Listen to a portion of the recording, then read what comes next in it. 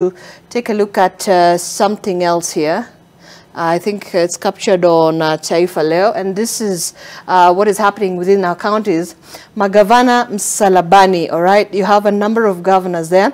Baadhi ya magavana washutumu manaibu wao kuchochea MCAs kupitisha kura ya kutokuwa na imani nao. You have Governor of Nyamira, Amos Nyaribo, whose petition is now expected to be heard next week. You have the Governor of Meru, Kawira Mwangaza, also facing an impeachment motion. You also have a number of governors here. You have Governor of Makueni, Kalonzo Jr., that's Mutula Kalonzo. You have Wavinya Ndeti of Machakos, Fernandez Baraza of Kakamega, Eric Mutai, that's Kericho's governor, and Siaya County's James Orengo. Taifa Leo says magavana 7 wanakabiliwa na mizozo katika kaunti zao, wengine wakihangaishwa na madiwani waliochochewa kuwatimua mamlakani mwaka mmoja tu baada ya kuchukua usukani. Miongoni mwao ni Kawira Mwangaza na Amos Nyaribo. Of course, that's a story you can get on Taifa Leo. But let me get from you, Abdullahi Alaso. This is what is happening in the counties, and I mean, 7 governors, that's quite a huge number of governors 1 year into the office, and, facing impeachment motions, facing a lot of wranglings, especially with the MCAs. Well, I think, first of all, Kenya is having its 3rd governors under the devolution. So challenges will come up, and 7 is high, but you see the impeachment sometimes comes out of politics, sometimes it comes out of greed, sometimes it comes out of disagreement between... Why do you think there's such a big issue within our counties? It is. I come from northern Kenya. I'll tell you why it is. These counties are getting huge money, 10 billion, 9 billion, 6 billion, for development. And looking at the structure of the national government, members of parliament are supposed to legislate, oversight, and then represent. But above all, they are also managing funds called CDF. In the counties, they have been talking about World Development Fund. That's why the Senate now, they're talking about oversight fund. When you are already a member of parliament who is supposed to legislate, oversight, and represent people, how to deal with matters of finance is none of your business. That is supposed to be under Treasury, under department that are dealing with implementing projects. Because when we came up with the idea of CDF, that was way back in 2003. Now we are in 2023, where we have devolution. So we were supposed to look at the structure of our government and how we are spending finances now, and then take away CDF from members of parliament so that they do their work. Members of the county assembly feel, one, according to them, the salary is very small. The question is, didn't you know that when you sought to be elected as an MCA, you knew the amount of money you're going to be paid is 144. Plus your emoluments, maybe those who come from wards, they will get certain amount. I don't know whether it's 109 shillings per kilometer if you go to the constituency, to the ward, which majority do not go. Just like members of parliament, when they are on recess, they don't go back to the constituency, majority of them. Now, I said in this forum and other forums, Kenya is built on a culture of greed. It's a country where people, majority who are working for government or private sector, are thieves or potential thieves, because those who are not stealing are not stealing because they are not in a position to steal, majority. Now, let me give you an example. If you want to admit a child to secondary schools in Form 1, especially national schools, you have to part away with 300,000. If you have to get a birth certificate for your child, you pay 100 shillings to the government of Kenya to process the birth certificate for your child, but you'll be charged between 2,000, 3,000 to 5,000 to get it. This is a country where you pay between 4,500 to 7,000 to get your passport, like I did last year here, I said here. Then they expect you to pay another 20,000 for bribe for those you paid already for to process your passport. I hope you've never paid the bribe, though. I have never paid, because I had the privilege of being in the media and on social media. So when I shared my predicament in 2021, it took me 24 hours to only pay 500 shillings at GPO to collect my passport. Now, how many people have that privilege? Majority of Kenyans don't. This country, from Kenyatta to Moi, is built on greed, stealing from public, and certain amount of people coercing around the presidency, the executive, in parliament, getting richer. I heard a member of the senior council and a lawyer saying judges are the most corrupt. I ask myself, judges were advocates before they became judges. So it's never a mamamboga who is taking the money to the judge. It's another lawyer.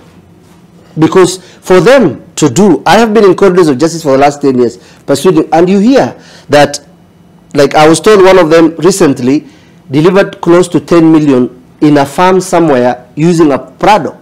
This is a country when police officer stops you and you ask, what is my problem? He creates stories. Even if it's a misdemeanor, you ask him, give me a ticket to go to court, he tells you, that will take another 2 days. Give me 500, 1,000. So you're saying this whole issue that we're witnessing in the counties is basically issues of everything in this country we are dealing with. Everywhere you go, you're either paying bribe or ministers expect bribe. So this country, and I want to talk to, we are tired of talking to the political class because every time we speak about them, they don't change. Okay. But the people who are putting them there, and I said yesterday, why is it that during elections, we are Kikuyus, Kambas, Jaluos, and Somalis. When there are problems, we all of a sudden become Kenyans. So we need to become Kenyans in setting the tone, de facto setting the tone for this country and say, we, the Kenyan people, must stop this nonsense of entertaining political people we gave jobs, including the president. He must be told stop. This idea of telling us IT. What are you talking about IT when people even don't have smartphones or network in places in northern Kenya? To introduce, what is the coverage of network in this country? We cannot feed our own people.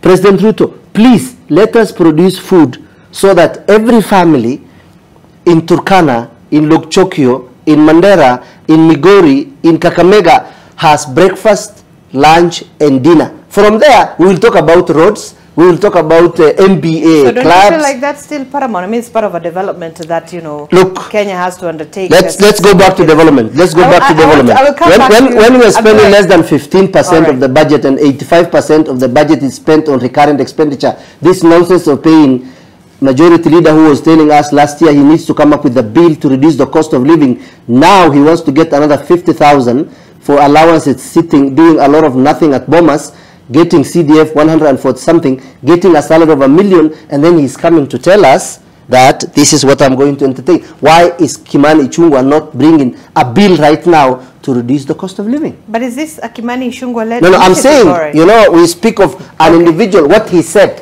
What they said. I want you to we must hold them accountable for what they said. Okay, because I also want to hear from Arnold and Fanya Mambo on those issues as well. But we have to take a quick break before that. It's just 42 minutes past 6 a.m. Of course, we're still looking at what's making headlines in the dailies. The hashtag we're using, as always, AM Live NTV. And of course, you can X me at Zainab Ismail at NTV Kenya. I'd love to hear your thoughts. Let's take that short break. We're going to be back.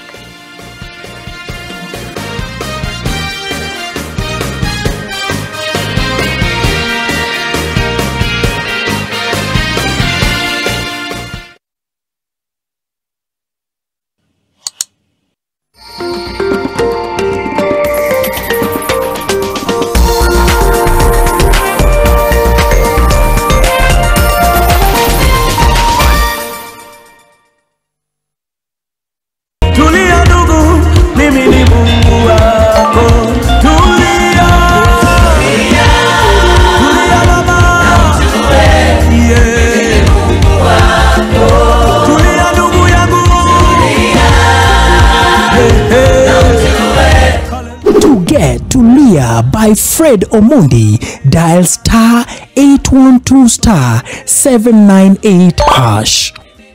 Skiza, Nan Nation. Erik ten Hag is potentially facing the toughest period of his managerial career as he looks to revive Manchester United, the most successful club in Premier League history. After an encouraging first season, Ten Hag's second campaign at Old Trafford is off to a rocky start, besieged by problems both on and off the pitch.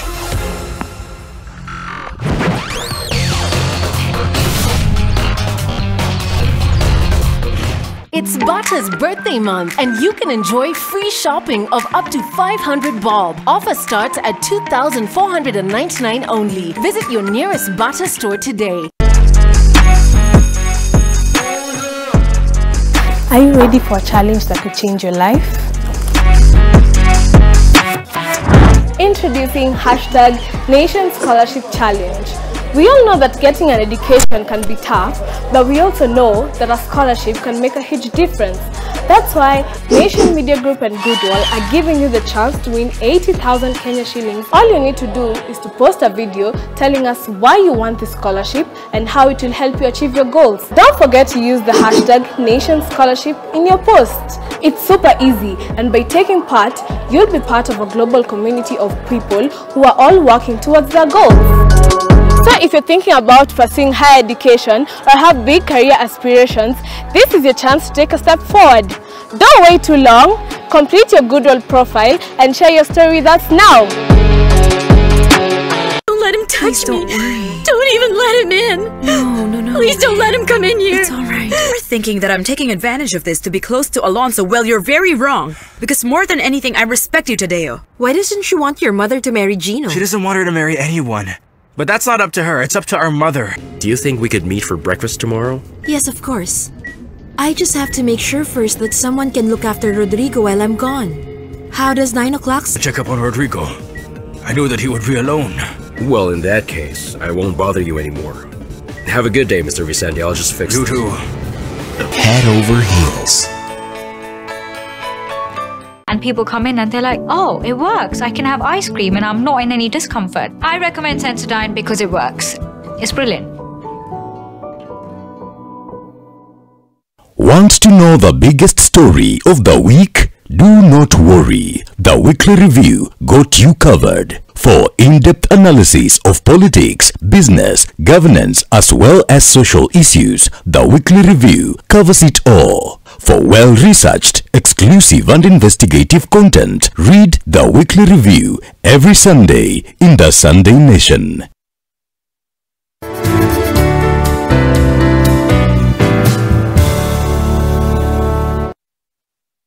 Following the gazettement of Two Rivers as a private, services-focused special economic zone, the first one of the kind in Kenya, there is no better time to own a home at Two Rivers than now. Text the word Cascadia to 22365.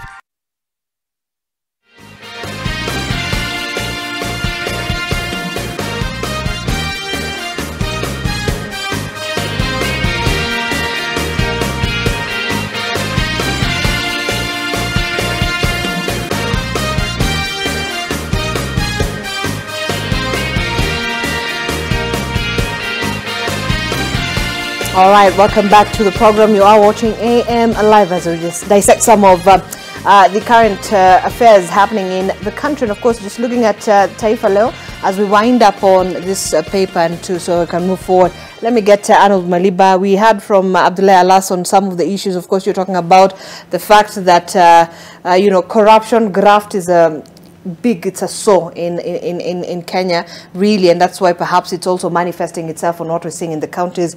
I don't know what Arnold thinks of what is happening. We have 7 governors who are now facing a lot of troubles within their own counties. I wish we were discussing Taifa Leo in Swahili, because I also had a news piece about Swahili and no, but you have an opportunity, which is fine. It's a national language. Anyway, Abdi here has already done it in English, so we can try mix up. But then this is it. Right. If you look at the issues that we have with county governments at the moment, just barely a year after we've gone into election, there are quite a number of issues. Number one, it takes about 25 years to establish a culture completely. The devolution culture, we are now having the 3rd devolution sitting. General, of course, other counties have had more than 3 governors, where there's been impeachment. So far, we've not had resignation or death. Those have been there, but then literally we only have got, let's say, 3 county assemblies so far. In Nyeri, I think, and elsewhere. So, but largely we only have got 3 county assemblies. This is the 3rd county assembly since our republic ever started. So we are yet to actually have this farming up and having a culture really go home. The president has equally the same problems, but there's a very different way with how we handle them. So there's the problem with culture. The devolution is still relatively new.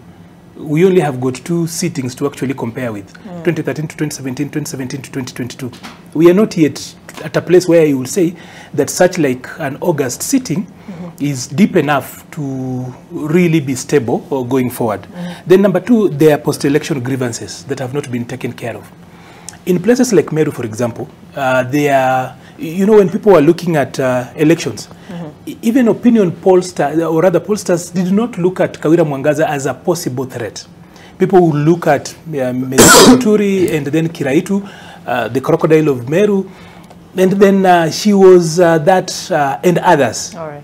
So where others win elections, those that sometimes have got the entitlement to feel like they are the owners of the political capital really feel quite, not really happy. So post-election grievances moved into the administration.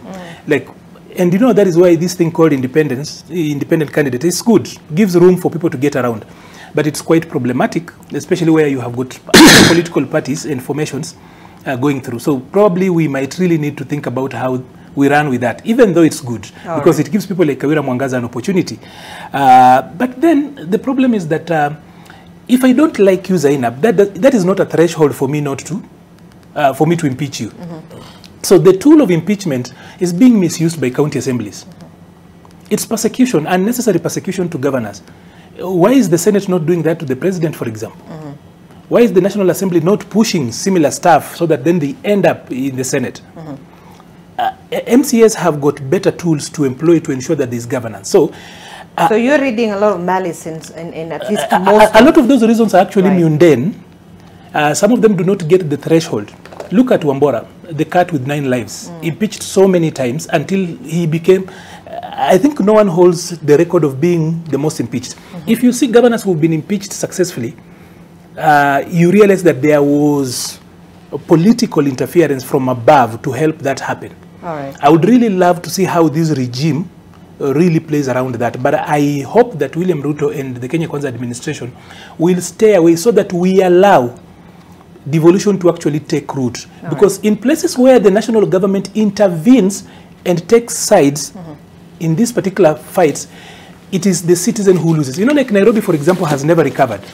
You know, as we speak, we have got employees hired by NMS. Okay. Those employees hired by NMS, now the County Assembly of Nairobi says that most of them were not Nairobians. And therefore, they should go away. Even though they promise repeatedly on TV that they will actually take them in, they will regularize and absorb them. Right. I'll give you just an example. That they were told they will be given the first priority whenever they are hiring. These are people who are hired by the Public Service Commission of Kenya. Right. The interviews and everything else were done by PSC. Today, all the askaris, the enforcement officers, 700 plus, none of them was shortlisted. Somehow, people interviewed by PSC cannot pass the interview of a county public service board. Just look at that. 2, they were clericals. All of them, not even one was shortlisted, leave alone. And you are being told, politically you are told, we will give you first priority. But somehow, people hired by PSC cannot even pass a basic interview by a county public service board.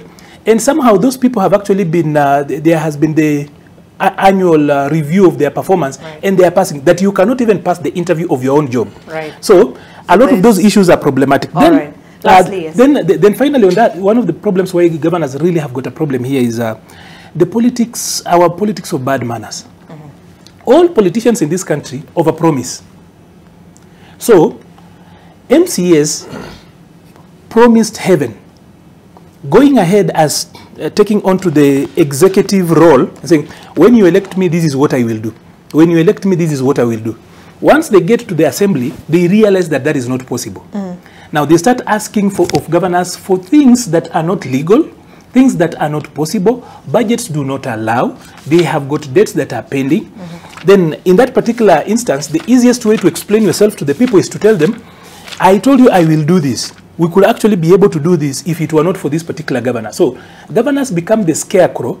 They become the easiest target for you to actually move all your stuff. And now MCAs are manipulating governors and going around. I also think that one of those problems we've done, why governors have got a lot of problems, on the same line, is that we are paying MCAs so badly. If you're paying an what Abdullah said. If you knew that's the job that you wanted, you knew how much it's one thing to actually, that argument is reactionary, because somebody has got 10 billion shillings. You are paying me a basic salary of 84,000 shillings to oversight a person with 10 billion shillings. I can tell you 100%. And he said that this country is actually built on greed. How is a person being paid 84,000 shillings able to oversight a person with 17 billion shillings like my governor in Kakamega, for example? All right. It will be so difficult. And yet, as an MCA by the way today is the most important leader you have. Because he's the closest person to Mwananchi. All right. At least MPs run and come to Nairobi. So you're going to see them over the weekend. They will be very busy with security around them. But an MCA, you cannot run away so far. Because the county headquarters is not so far. We will get you there. We know your mother. We know your relatives. We know where they get everything else. So MCAs are swamped. Okay. You're not going to have this dealt with so long as we try to treat MCAs like councillors. All right. I've even seen the Kiswahili version call them Madiwani. These guys are not councillors. These are actually members of parliament, but at a lower level. So what they pass are not bylaws. They are passing laws. So long as they are compliant with Schedule 4 of the Constitution of Kenya. All right. Yes, Fanyamambo. Let's wind up on this. When I look at, for example, Wavinya Ndeti, she of Yaliondwele Sipite, Fernandez Baraza of Kakamega, and somebody like Mutai, and then Kawira Mwangaza, who was a preacher before this, and I think was voted for spiritual reasons. And then the people in those wards and those constituencies and those counties are wondering what is happening to their county. I'll always tell the voters, you get what you deserve. You don't understand what your ballot means. You wasted time in the sun going to vote. I mean, look at the records of some of the governors that they voted in to start with.